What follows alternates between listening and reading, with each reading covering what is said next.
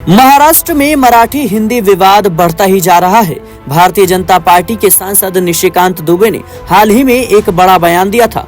उन्होंने कहा कि अगर दम है तो यूपी बिहार में आकर दिखाओ, पटक पटक कर मारेंगे। निशिकांत दुबे के इस बयान पर राज्य के मुख्यमंत्री देवेंद्र फडणवीस नाराज हो गए हैं। उन्होंने साफ तौर पर इस पूरे मामले को लेकर अपनी सफाई दी।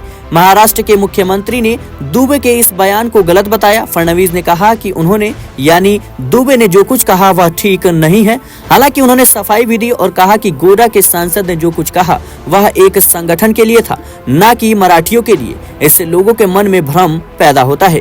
महाराष्ट्र में किसी भी मोर्चे को इजाजत है, ये लोकतांत्रिक राज्य है।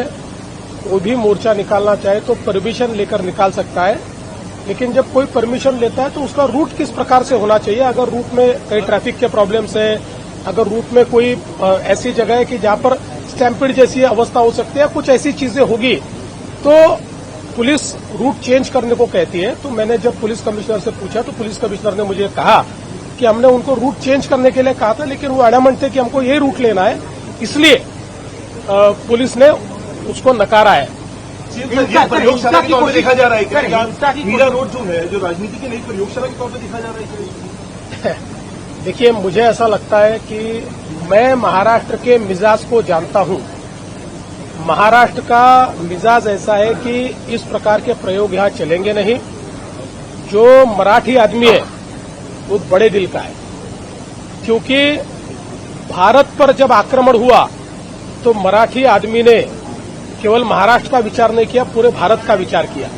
इसलिए मराठी आदमी कभी छोटा सोच नहीं सकता, कभी संकुचित सोच नहीं सकता।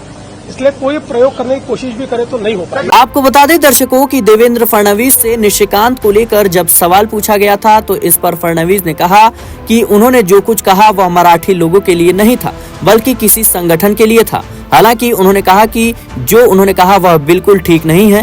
मराठी लोगों का योगदान अतुल्य है। यहाँ तक जब विदेशी हमले हुए तब भी मराठियों ने खुद को आजाद रखा। फिलहाल के लिए इस रिपोर्ट में इतना ही। देश और दुनिया की तमाम खबरों के लिए बने रहें नेक्स्ट 9 न्यूज के साथ।